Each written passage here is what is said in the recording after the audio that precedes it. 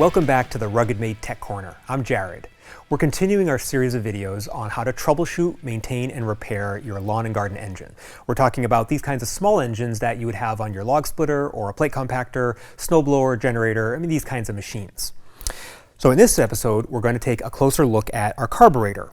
The scenario is your engine isn't starting, or it starts but it doesn't run right, and you've narrowed it down to the carburetor as the likely culprit. Now this assumes you've done all your routine maintenance, and if you haven't done so already, be sure to watch our previous video where we go over a lot of general troubleshooting techniques. You can click the link here to watch that video. Start by getting rid of all the fuel, and that means the fuel in the tank, in the fuel lines, and in the bowl of the carb. The easiest way to get that much fuel out, like if you have a half a tank or more, is a siphon hose, or these very inexpensive electric fuel pumps actually work pretty well. And we're assuming that you've already ruled out the possibility of bad gas being the cause of the engine not running right.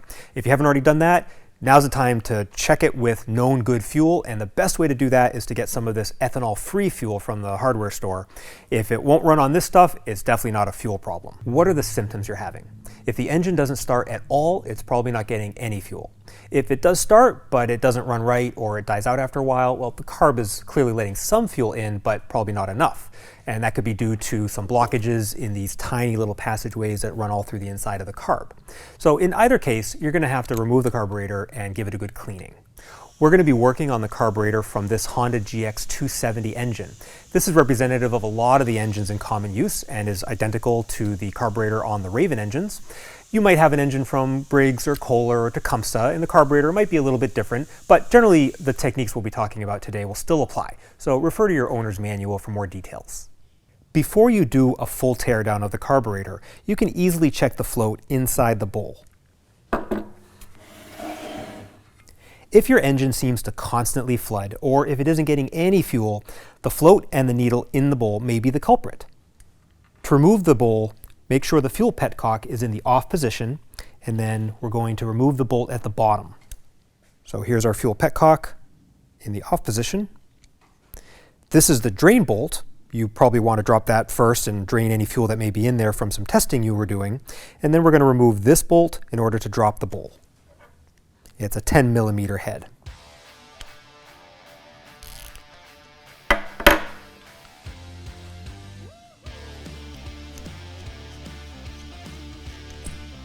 And there is a gasket that you don't want to lose. A visual inspection will tell you a lot. If the bottom of the bowl is full of nasty green goo or whitish powder, you may want to jump right to replacing the carb, because there could be lots of mystery gook deep inside the carb that you may never be able to clean out. But it is often possible to bring a carb like that back to life, and all it will cost you to find out is a bit of time. Make sure the float can pivot freely. Remove the pivot pin to remove the float and needle. Usually the rubber tip of the needle hardens and no longer can make a good seal against the seat. Or the little spring that pushes up on the needle is gummed up and frozen. The float itself can fail. Shake it to see if there's any fuel inside it. You can also drop it into some gas and see if it floats. If everything looks okay with the float and the needle, you may want to pop the carb back on there and try running the engine. If that didn't solve the problem, now would be a good time to order a carb rebuild kit. These kits typically include a few new gaskets, a new main jet, and maybe a new pilot jet, a new gasket for the bowl, and maybe a new float and needle. Remove the air filter housing. That means removing the cover, the filter element, the base, and this part.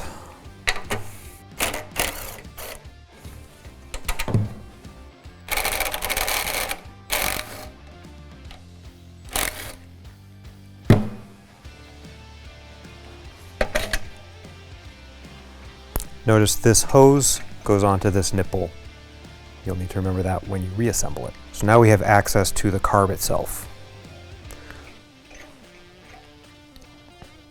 Now that we've removed the two 10mm nuts, the carb really isn't secured to the engine, but we do have to disconnect this linkage, which is sort of a throttle/governor connection. And now is a good time to disconnect the fuel line.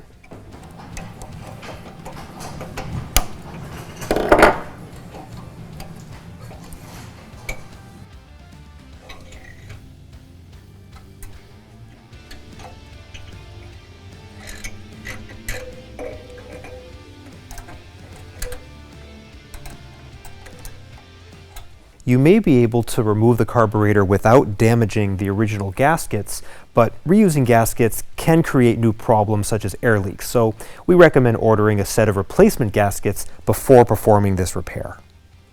So once again, we're going to drop the bowl and remove the float and the needle. Remove the main jet, which is down in this tube.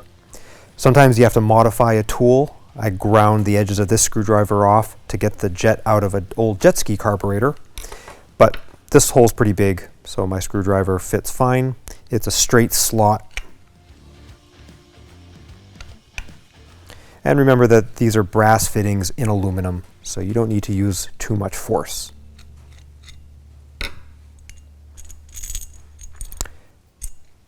So there's our main jet, and that is the emulsion tube. So just look at how small the hole is in that main jet. And the emulsion tube has many very small holes as well. Its job is to help mix the fuel and air so that it can be atomized before it enters the engine. Now remove the pilot or idle jet, which is located here. To do that, you have to remove the throttle stop screw.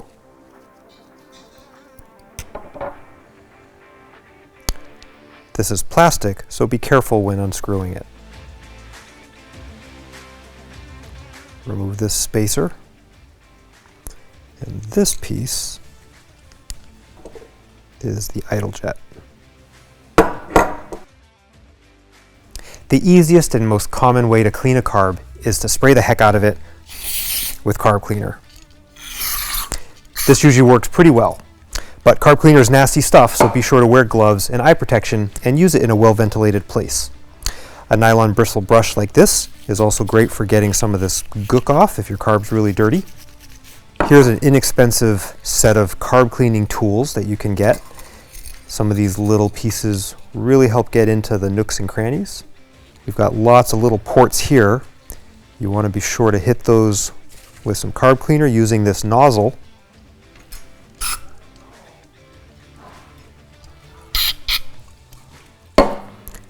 And then depending on the size of the holes, sometimes these little brushes can get right in there. And now we've got to clean the most important bit, which is the jet. So in this case, we've got one of the little cleaning tool. You can find the right size to clean that. And we've got the pilot jet, and sometimes these jets are so small that I've even had good luck with guitar string for getting in there.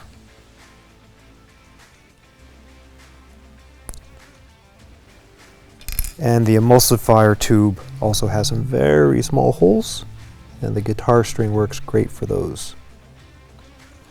And then of course, blow it all out with carb cleaner. Compressed air is also really handy for blasting some of that junk out of the jets and out of the carb.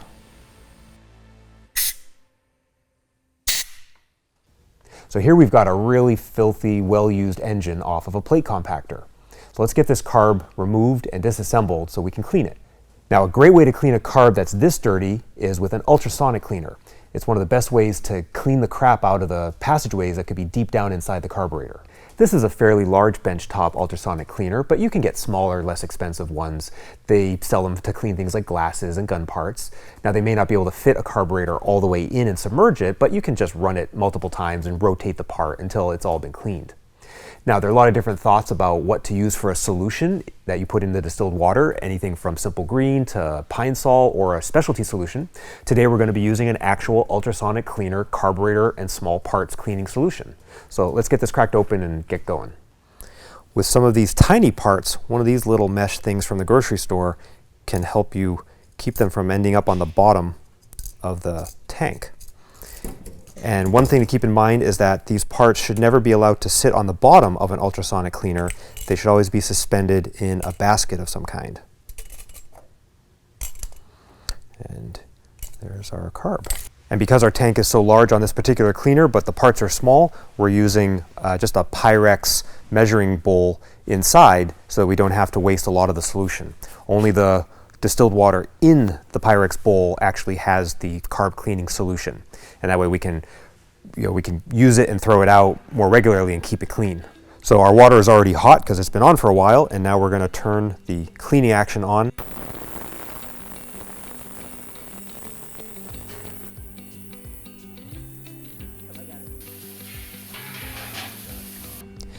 So we've run our ultrasonic cleaner for a couple of cycles.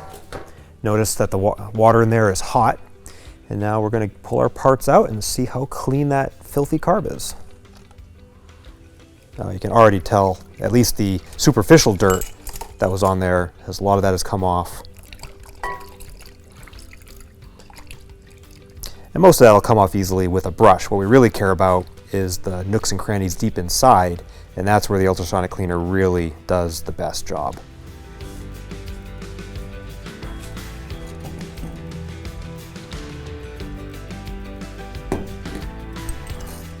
Some little parts in here. So if these had been clogged, there's a good chance that the cleaner would have been able to break the deposits free.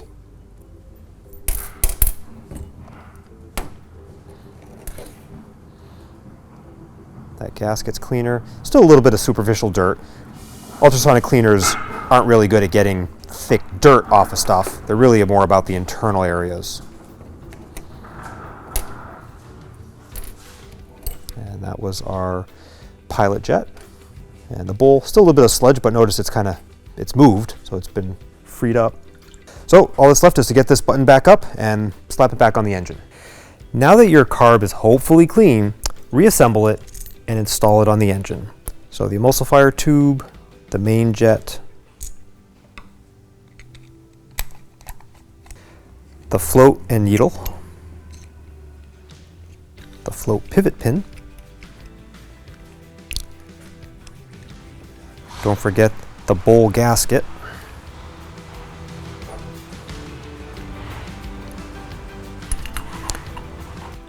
on some carbs, you want to make sure that the bowl is aligned the same way so that it doesn't interfere with the movement of the float. Don't forget this little gasket on the bowl bolt.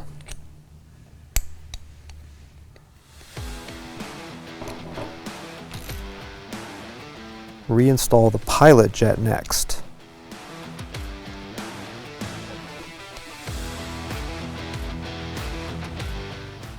Make sure it's fully seated. Then the spacer, and then the throttle stop screw. And because this is plastic, make sure you don't get it cross-threaded. It's best to get it started by hand, and then you can tighten it. And because we had to remove this, you will need to readjust the idle once you get the engine running again. But we can probably get it pretty close to where it was. Don't forget to reinstall any gaskets that you may have removed or replaced. For example, this gasket has a little hole right here, and that needs to line up with this little slot here.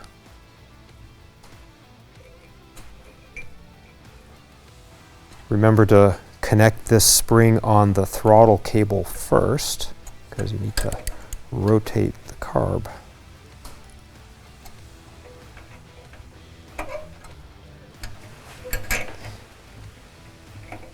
And then connect that throttle linkage first. And now you can slide the carb on, and this is a good time to reconnect the fuel line.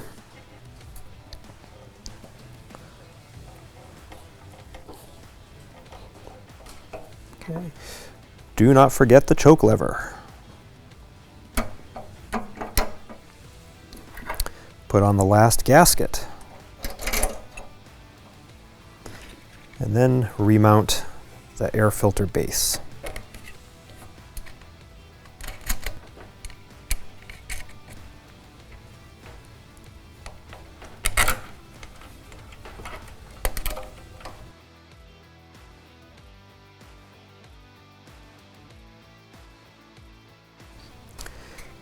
Make sure this rubber gasket is still in place before putting this base plate back on the air filter housing.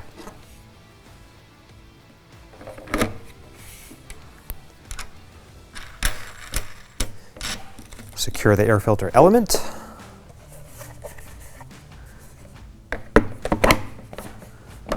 And the cover. And now if we've done everything right, we're ready to put gas in it and fire it up. Does the engine run correctly now? If cleaning the carburetor didn't do the trick, the next step is to replace the entire carburetor. Sometimes there's just stuff going on deep inside, either corrosion or clogs, that you'll never get out, and you just have to throw that carburetor out. Replacement carbs are readily available for most engines, and in the case of the Honda GX series, they're inexpensive aftermarket carburetors, readily available, very cheap, and they generally work just as well as an OEM carb.